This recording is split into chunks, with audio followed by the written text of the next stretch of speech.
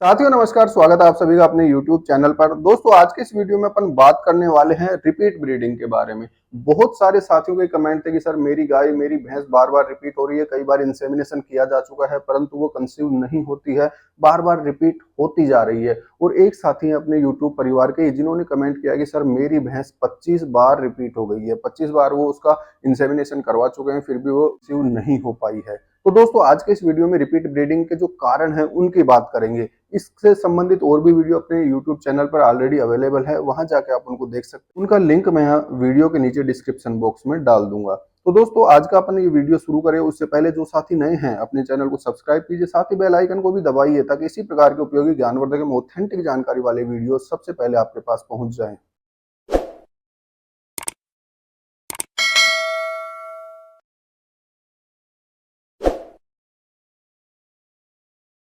आज के इस वीडियो में दोस्तों बात करेंगे अपन रिपीट ब्रीडिंग के कारण क्या क्या हो सकते हैं। तो सबसे पहला कारण अपन देखें दोस्तों तो अपन दो कंडीशन ले रहे हैं। पहली कंडीशन क्या है कि मेरी जो बफेलो है वो हीफर है, उसने एक बार भी अभी बच्चा नहीं दिया है। दूसरी कंडीशन है कि मेरी जो बफेलो है वो 3-4 बार बच्चे दे चुकी है या 2 बार बच्चे दे चुकी है।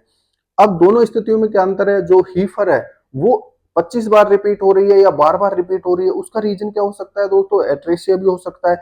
उसका जो रिप्रोडक्टिव सिस्टम है वो पूरी तरह डेवलप नहीं है, उसके अंदर ओवेरी नहीं है। कई बार एनिमल ऐसे भी देखने को मिलते हैं दोस्तों फील्ड में जिनमें ओवेरीज ही नहीं होती। अब ओवेरी यानी डिंब ग्रंथि यानी अंडाशय ही नहीं है तो अंडा निकलेगा ही नहीं, हार्मोन निकलेंगे ही नहीं, तो वो एनिमल हीट में ही नहीं आएगा, वो कंसीव कहां से होगा, वो कंसीव हो ही नहीं सकता क्योंकि उसमें अंडा निकालने के लिए डिंब ग्रंथि ही नहीं है। पहली स्थिति ये हो गई। दूसरी स्थिति कि एनिमल अपना हीट में आ रहा है बार बार फिर भी कंसीव नहीं हो पा रहा, उनके कारणों की आज अपन बात करेंगे।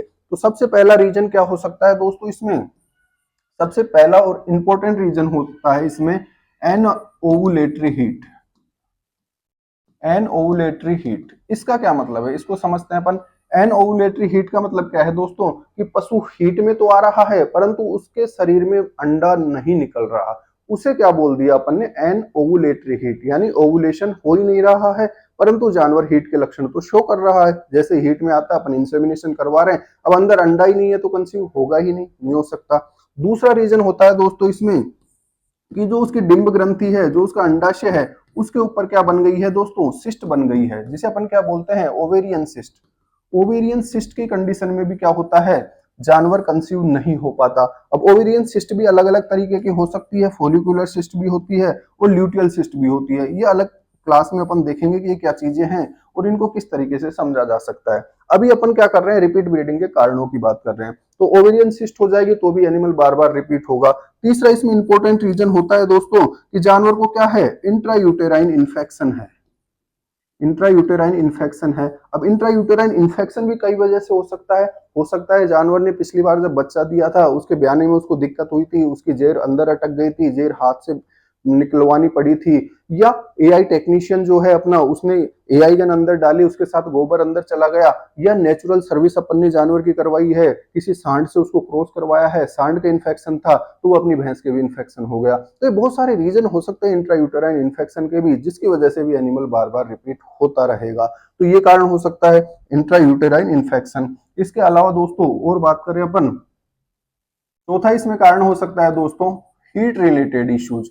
हीट रिलेटेड इशू का मतलब क्या है, जानवर हीट में तो आ रहा है परंतु अपन उसको ऑब्जर्व ही नहीं कर पा रहे। जैसे बफेलो की अगर बात करें दोस्तों तो बफेलो में साइलेंट हीट होती है, भैंस बोलती नहीं है जनरली, ठीक है। हीट के उसके लक्षणों को देखकर ही पता लगाना पड़ेगा कि अपनी भैंस हीट में आ गई है, अब इसका इंसेमिनेशन करवाना है। तो कई बार हीट डिटेक्शन में भी अपने से चूक हो जाती है। हीट का पता कैसे लगाया जाता है, क्या क्या लक्षण अपने को देखने को मिलते हैं, उसका एक अलग वीडियो अपन देखेंगे। अभी बात करते हैं दोस्तों कि हीट को अपन आइडेंटिफाई नहीं कर पाए जिसकी वजह से अपना एनिमल रिपीट हो रहा है, हीट निकल गई, उसके बाद अपन ने उसके इंसेमिनेशन करवाया है या पहले करवा लिया, इस तरह की गंभीर त्रुटियां हैं वो भी अपने को देखने को मिलती है। इसके अलावा दोस्तों अपन बात करें की टाइमिंग, एआई की टाइमिंग या जो क्रॉस अपन उसको करवा रहे हैं उसका समय क्या है, सही समय अपन निर्धारित नहीं कर पा रहे हैं। क्यों नहीं कर पा रहे हैं, क्योंकि उसकी हीट ड्यूरेशन अपन पता नहीं कर पा रहे। हीट ड्यूरेशन, अलग अलग जानवर का जो हीट साइकिल होता है उसमें जो हीट में आने का समय है, स्ट्रेस फेज जो होती है स्ट्रेस साइकिल की,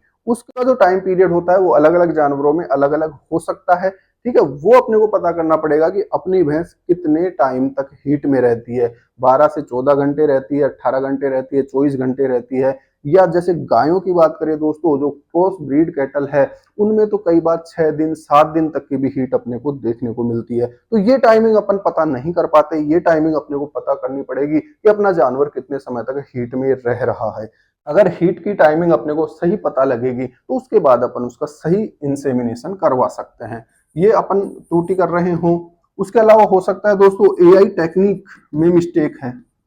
एआई जो करने वाला व्यक्ति है उसकी जो टेक्निक है वो पूरी तरह ट्रेंड नहीं है, या वो सही तरीके से इंसेमिनेट नहीं कर पा रहा, उसकी जो गन है जहां तक पहुंचनी चाहिए वहां तक नहीं पहुंच पा रही। ठीक, या कई बार क्या होता है एआई टेक्नीशियन, एआई कर रहे हैं अपन, एआई गन लोड कर ली है, जानवर को बांधा ही नहीं है, जानवर को बांधने में क्या लग गया अपने को 10 15 20 मिनट आधा घंटा लग गया। तो जैसे जैसे समय निकलता है दोस्तों, सीमन स्ट्रॉ को अपन ने जार से निकाला, पानी में डाला, थ्रोविंग की, थ्रोविंग के बाद एक एक मिनट के साथ जो स्पर्म है उनकी मोटिलिटी कम होती जाती है, उसमें से सीमन डेड होते जाते हैं। तो वो टाइम पीरियड अगर ज्यादा निकल रहा है तो वहां पे भी कंसेप्शन के चांसेस कम हो जाएंगे।